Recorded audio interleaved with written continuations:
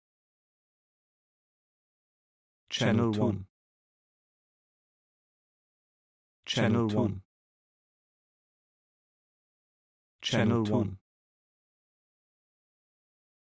Channel 1.